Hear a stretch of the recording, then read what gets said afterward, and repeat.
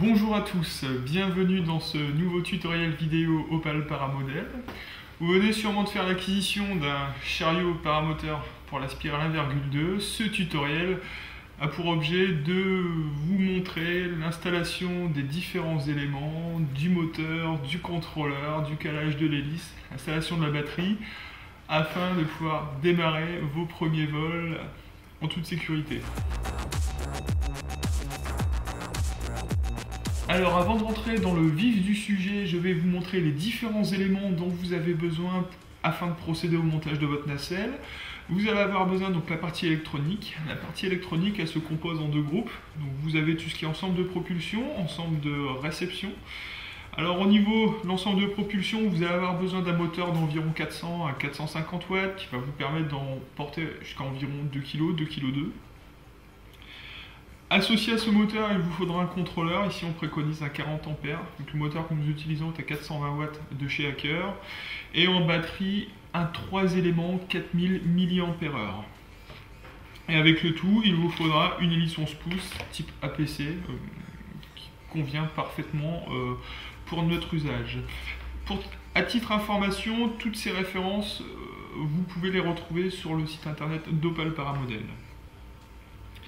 Ensuite, autre partie de l'électronique, vous avez besoin d'un ensemble radio-émetteur 4 voies programmable comportant un mixage delta. Ce mixage va vous permettre de pouvoir recréer le comportement du paramoteur, comme dans la réalité, c'est-à-dire si je tourne à droite, je descends le bras droit, si je tourne à gauche, je descends le bras gauche.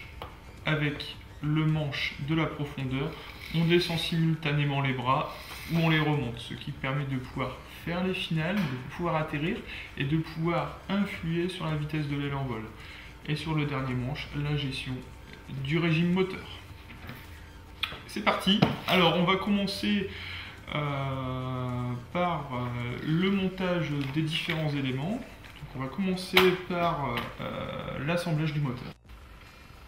Voilà, là je viens de monter l'adaptateur sur la partie cache tournante du moteur. Là, qu'est-ce qu'il faut faire? Donc vous avez 4 vis à tête fendue, donc pour tournevis plat. Donc il faut dans un premier temps insérer les 4 vis et ensuite les serrer en diagonale.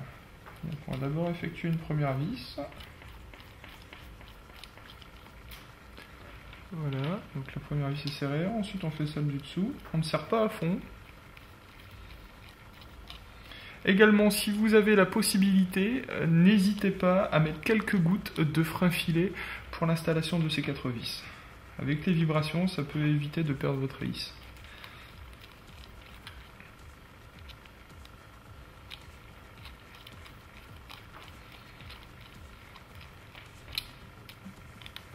Là, je finis la dernière. Oups.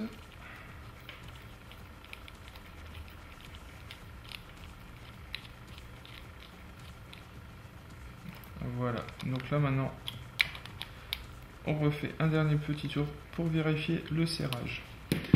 Donc voilà, maintenant, le cône adaptateur est installé. Ensuite, donc là on va mettre la partie arrière. Vous avez ici 4 trous pré-percés qu'il faut bien ajuster en face. Alors même chose, frein filet si vous avez, je recommande vivement. Là on met une première vis, voilà, on installe, on prépositionne, hein, surtout on ne serre pas à fond. C'est juste pour mettre en place. Et ensuite on reviendra, comme tout à l'heure, effectuer un serrage beaucoup plus important à la fin, une fois que tout sera placé.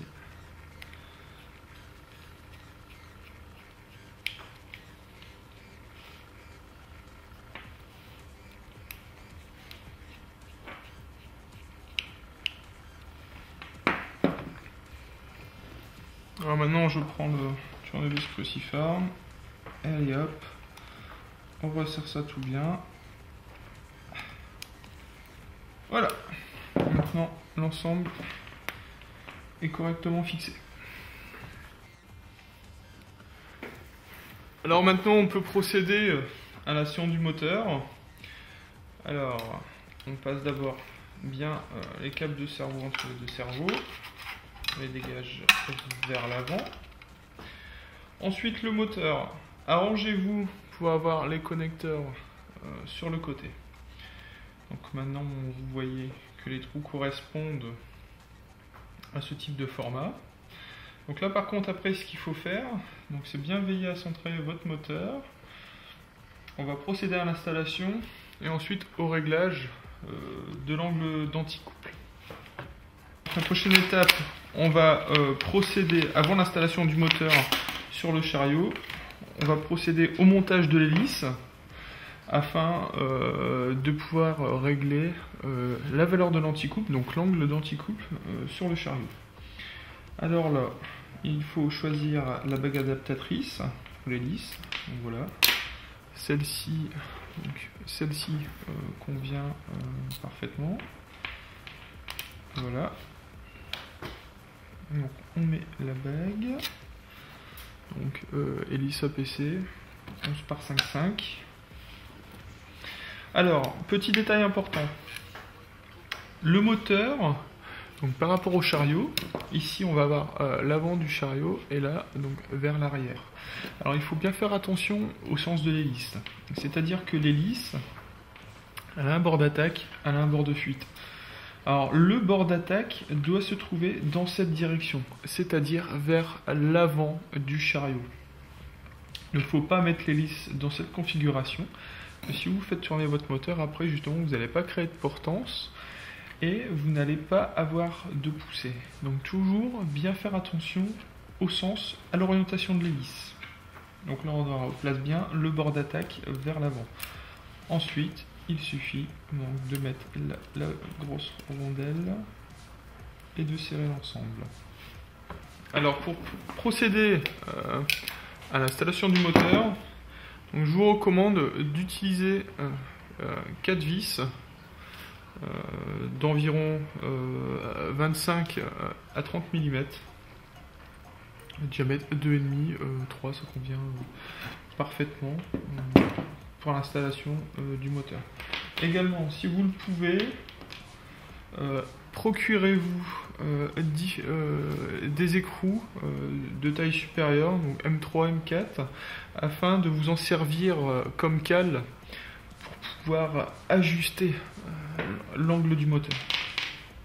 Donc moi j'ai quelques petits écrous avec moi et j'utilise également des petites cales en plastique.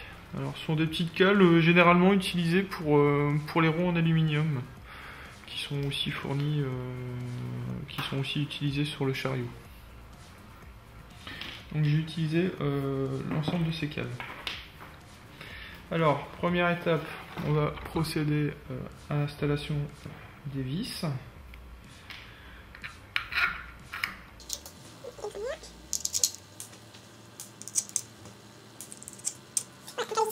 Alors maintenant, je vais installer mes cales.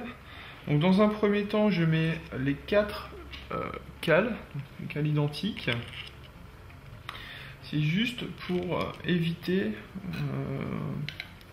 que la bague qu'il y a ici à l'intérieur au niveau du moteur vienne frotter contre la plaque. Donc dans un premier temps, je rehausse, je recule le moteur. Et ensuite maintenant, je vais venir donc là mettre mes différents écrous qui font office de cale pour pouvoir caler le moteur et son hélice. Donc comment ça fonctionne? Donc vous avez certainement déjà remarqué en vol que si vous ne mettez pas d'anticouple, avec la rotation de l'hélice, l'aile a tendance à tourner sur la gauche. Alors ce qu'il faut faire pour annuler cet effet, donc